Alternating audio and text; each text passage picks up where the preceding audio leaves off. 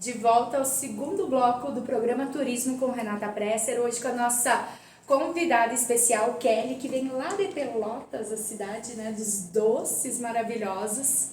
Sendo que o nosso programa ele tem apoio de De Rose Viagens e Turismo, agência que fomenta o turismo em Lajeado, Vale do Taquari, Rio Grande do Sul, Brasil e mundo. Estamos em todas as plataformas digitais, então não deixe de assistir, prestigiar, compartilhar. Aliás, o programa é feito para quem nos prestigia e assiste, né? Então a interação de vocês é fundamental. Kelly vinha nos conversando sobre toda essa parte do universo, energia, né? E terapias e tudo que gera autoconhecimento. Para mim, Renata, né, essa terapia sistêmica é algo bastante novo, né? Fazem 2 anos que eu tive conhecimento dessa prática terapêutica.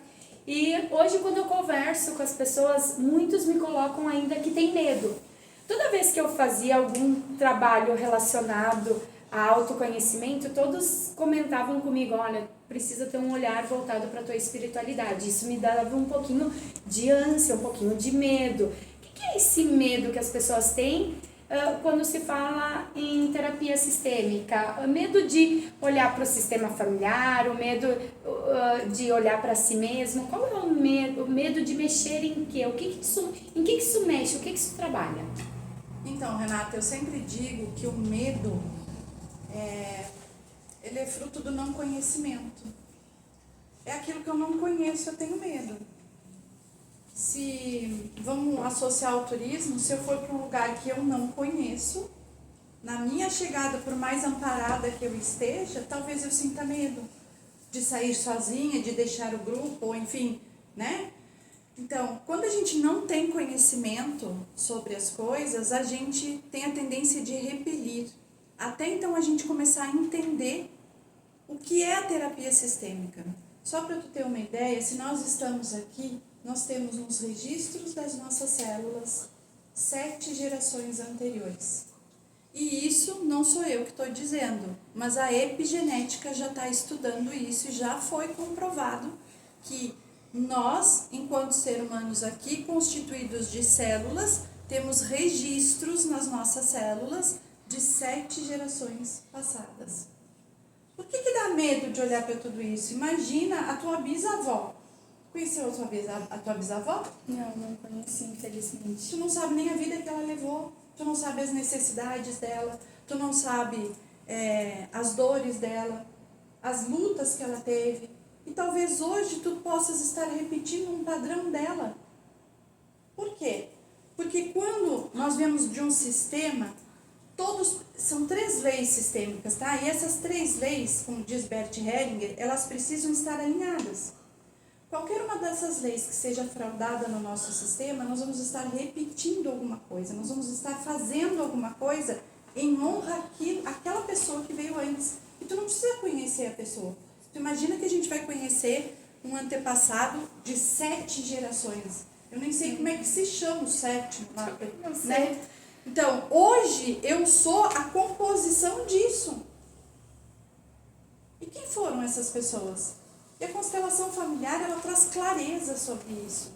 Ela não vai contar exatamente a história que esse antepassado viveu, mas ela vai mostrar movimentos que tu repete hoje na tua vida, que podem ser liberados através do movimento sistêmico no campo mórfico. O que é o campo mórfico? É um campo energético que se forma, onde a gente pede permissão para acessar as informações. Como se dá a constelação familiar? Através de movimentos. A constelação familiar tem a ver com espiritualidade? Bert Hellinger nunca associou a constelação familiar com a espiritualidade. Ele trouxe um estudo muito profundo, baseado em 3 leis, que é a ordem, equilíbrio e pertencimento, onde a gente olha para esse sistema e traz uma clareza daquilo que se passa na minha vida hoje. E quando eu trago para a minha consciência isso e eu resolvo fazer diferente, a minha vida se transforma. Então, o medo da terapia sistêmica, nós somos sistêmicos. Tu não tem um sistema na tua casa? Tu não sabe a hora de levantar, a hora de comer, a hora de dormir, a hora de trabalhar. Isso é um sistema. Medo medo do quê? Do não conhecimento. Do não se aprofundar um pouco mais com a técnica, não entender, ou medo de sentir aquilo que eu não quero ver. Então, eu acredito que seja esse o medo. Porque quando nós falamos de espiritualidade, e aí é um outro viés, é uma coisa mais ampla. E aí não é a questão hoje de trazer, porque o ponto é, nós estamos querendo fazer um lindo movimento, né, com essa mulherada, trazendo para elas essa consciência. Algumas formas de poder acessar esse poder pessoal, de poder se reconhecer com quem verdadeiramente tu é. Por que tu faz determinada coisa? Daquele jeito, né, que é o nosso inconsciente muitas vezes. Tem coisas que a gente fala, a gente está no modo automático, ó, agindo, né, no inconsciente. Mas isso, de certa forma, está gravado lá dentro. Tá gravado ou por uma situação tua, daqui, da tua vivência, ou dos teus pais, dos teus avós, bisavós, trisavós, e lá vamos, né? E a gente fala em ciclos repetitivos, né? Muitas vezes a gente vive determinada situação e a gente tem a sensação, eu já vivi isso de uma outra forma com outras pessoas, isso reflete também profissionalmente, amorosamente, familiarmente, socialmente, com pessoas, amizades, em tudo. Então, o quanto é importante a gente ter esse olhar para o nosso sistema, o que é nosso, na verdade, de fundamento, o que não pertence, o que a gente não precisa estar repetindo para que a gente possa ter uma vida mais feliz, mais harmônica e em paz. Exatamente. Vamos falar da síndrome do dedo podre? Porque eu sei que a mulherada usa muito essa frase de ter o dedo podre para escolher homem. Pois é, mas o que é que eu estou em mim repetindo? O que é que eu estou em mim que eu ainda não consegui liberar ou não conseguir ter outro olhar e estar atraindo a mesma coisa? O quê? E aí eu pergunto, como que a sua avó viveu esse relacionamento? Que você julga ela até hoje? Porque minha avó era uma submissa. Minha avó só fazia vontade do meu avô. Minha avó não tinha voz, ela não podia trabalhar fora. Há muito pouco tempo, mulheres puderam votar. Mulheres não eram reconhecidas como cidadãs. E aí tu imagina todos os traumas e todas as dores que elas carregavam. E tem uma coisa que a gente precisa trabalhar nisso tudo, que é o quê? Aceitação. A gente tem que entender que lá no tempo da nossa bisavó, da nossa trisavó, era assim. A mulher era submissa ao homem. As coisas vão evoluindo, as coisas vão crescendo. Enquanto eu nego isso, enquanto eu não tenho um novo olhar para isso, eu estou em dor. Eu preciso entender que naquela época, e a gente vê muito isso em cursos, onde diziam que as mulheres eram estupradas pelos maridos. Por que essa forma de falar? Porque elas tinham relações sexuais sem a permissão delas. Elas eram obrigadas a fazer aquilo. Hoje nós não somos mais, graças a Deus. Nós temos esse poder de escolha. Por quê? Porque nós vamos evoluindo. Mas ela naquele tempo não tinha.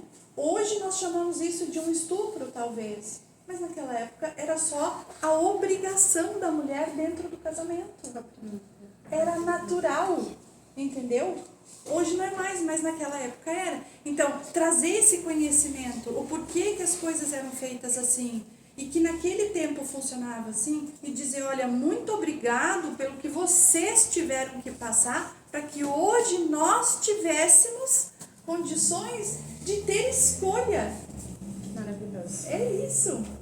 Né? A gente já pode escolher, a gente já pode fazer diferente. Graças a Deus. E a gente tem a vida pela frente para desbravar também, através do nosso autoconhecimento. E assim, como diz a frase, né? Quando a gente está curada, a gente consegue curar os outros também. Exatamente. Kelly, vamos falar um pouquinho de terapia com turismo. Eu sempre acho, assim, esse reflexo, às vezes eu faço algumas interpretações, né? Sobre pessoas que têm bloqueio. Muitas pessoas falam assim, eu tenho fobia, tenho medo de entrar em avião e começam a ter pânico. Inclusive tu disse que, né, a gente conversando, a gente quando vai enfrentar um desafio, começa a surgir várias... Nosso corpo se o nosso manifesta. Exatamente. Vou sair da minha casa, vou ir para um lugar que eu não conheço. O que é esse bloqueio que as pessoas têm de viajar? Ó, e eu vou dizer pra vocês que isso não acontece só do lado de fora, tá? Aí com vocês, porque aconteceu comigo, aceitando esse desafio da Renata de estar aqui em Lajeado hoje, pra poder estar aqui dando essa entrevista e também fazer o nosso trabalho que vai ser feito hoje à noite, que ela vai falar daqui a pouquinho. O que acontece? O nosso medo, ele nos paralisa. E quando a gente decide de que a gente vai fazer, que a gente aceitou o desafio, que a gente vai olhar pra isso, nosso corpo vai se manifestar. Eu tive dor de barriga, dor de cabeça, ânsia de vômito antes de estar aqui. Por quê? Porque é uma coisa desconhecida para mim. Chegar aqui e dar uma entrevista não é uma coisa comum para mim todos os dias. Então o meu corpo, ele reage.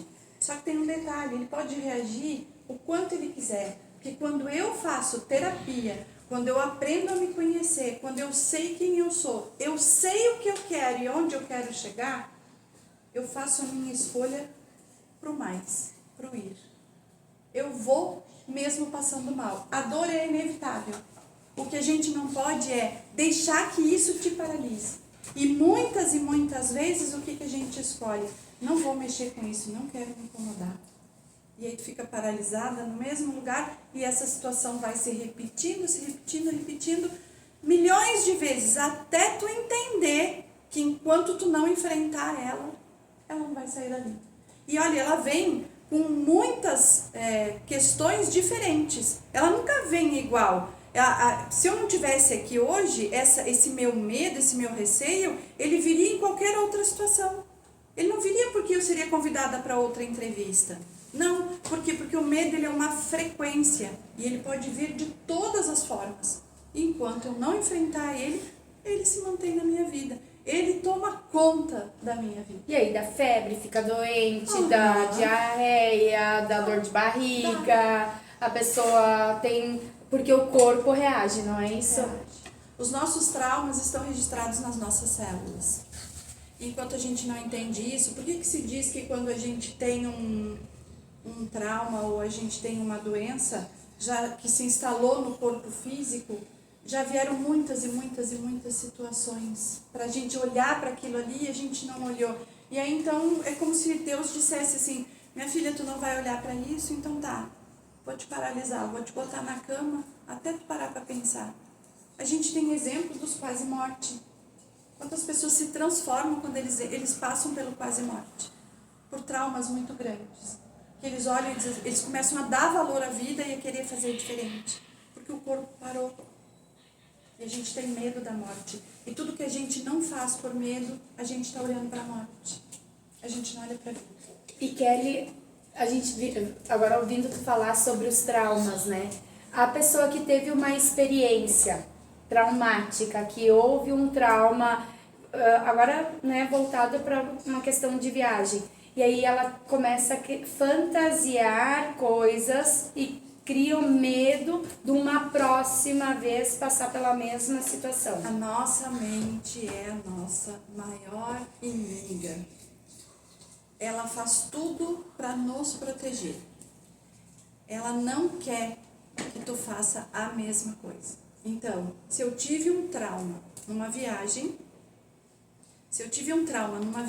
o que vai acontecer?